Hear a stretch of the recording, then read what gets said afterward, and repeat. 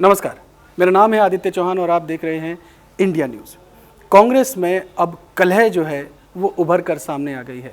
अभी तक तो इस तरीके की खबरें आती थी कि सोर्सेज से पता लगता था, लेकिन अब कांग्रेस के जो बड़े नेता हैं, जो दिग्गज नेता हैं, वही आपस में खुल करके आमने सामने एक दूसरे का विरोध कर रहे हैं।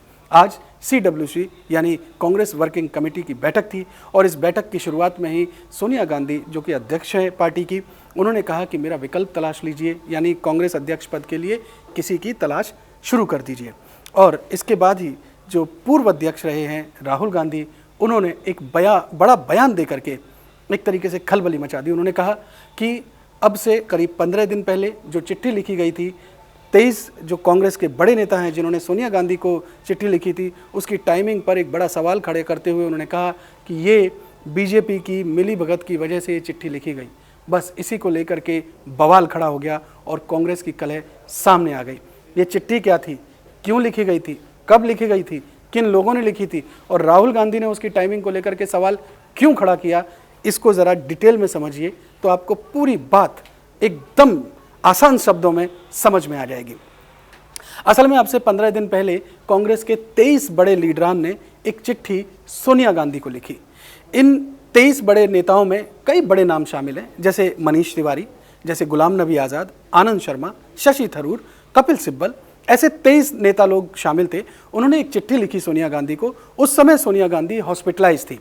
इन्होंने लिखा कि कांग्रेस का अध्यक्ष पद जो है वो ऐसा हो जो पूर्णकालिक हो, यानी जो अध्यक्ष हो वो पूर्णकालिक रहे, क्योंकि इस समय कैडर बहुत ज़्यादा कमज़ोर हो रहा है और जो कार्यकर्ता हैं उनके अंदर जोश नहीं है। अगर हमारा अध्यक्ष जो है वो पूर्णकालिक होगा तो उससे ज़मीन पर इसका असर नज़र आएगा, कार्यकर्ताओं में जोश आएगा और एक इंस्टीट्यूशनल लीडरशिप मैकेनिज्म तैयार करना चाहिए, जिससे हम फिर से अपनी पार्टी को पुनर्जीवित और मजबूती से खड़ा कर सकें।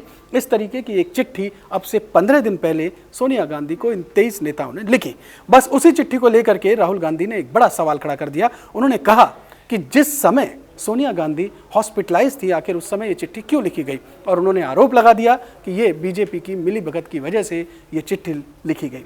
बस इसी को लेकर के कांग्रेस नेताओं में राहुल गांधी के इस बयान पर एक तरीके से दो फाड़ हो गई और आपसी कलह जो है वो सामने आ गई। इस पर सबसे पहले कपिल सिब्बल ने एक ट्वीट किया।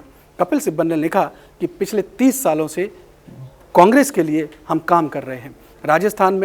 राजस्थान हाईकोर्ट के अंदर जो अभी हाल में जो कांग्रेस और बीजेपी को लेकर के जो कलह हुई और जो आपस में कांग्रेस के अंदर जो पायलट और गहलोत के बीच में जो कलह हुई, इसी को लेकर के जब बीजेपी और कांग्रेस का पक्ष जब कोर्ट तक पहुंचा था तो कोर्ट में राजस्थान हाई कोर्ट में कपिल सिब्बल ने कानूनी पक्ष रखा था, पार्टी की ओर से पक्ष रखा था। तो उन्होंने इस बात का कोट जो है वो अपने ट्वीट में किया। उन्होंने कहा कि राजस्थान हाई कोर्ट में हमने कांग्रेस का पक्ष बड़ी मजबूती से रखा और अपनी पार्टी का सम्मान को बचाया। हमने मणिपुर में बीजेपी से फाइट की और पार्टी को बचाया। फिर भी आप कहते हैं कि हम बीजेपी के साथ मिलीभगत से काम कर रहे हैं। इसी तरीके से जो दूसरा विरोध किया वो गुलाम नबी आज़ाद ने किया। उन्होंने कहा है कि अगर बीजेपी के साथ मिलीभगत साबित हो जाती है तो मैं पार्टी से इस्तीफा दे दूंगा। अभी इस तरीके के रह करके और भी नेताओं के बयान आएंगे। जाहिर सी बात है राहुल गांधी ने बहुत बड़ी बात कह दी है और जो 23 नेता हैं उनमें बहुत से नेता ऐसे हैं जो पार्टी के साथ लंबे अरसे से जुड़े हुए हैं और उन्होंने लगभग पूरा जीवन अपना अभी तक का जो पॉलिटिकल कैरियर है वो कांग्रेस पार्टी के साथ बिताया है। तो ऐसे में अगर राहुल गांधी इतनी बड़ी बात कहते हैं तो जाहिर तौर पर इस बात का विरोध होना लगभग तय ही है और हो भी रहा है। तो ये जो विरोध है इतनी जल्दी थमने वाला भी नहीं है। हम अगर जो पार्टी की हालत है उसको अगर समझने की कोशिश करें तो पिछले साल 2010 में पार्टी के अंदर करीब 4 करोड़ कार्यकर्ता थे, लेकिन आज की तारीख में 1 करोड़ कार्यकर्ता भी नहीं रह गया है।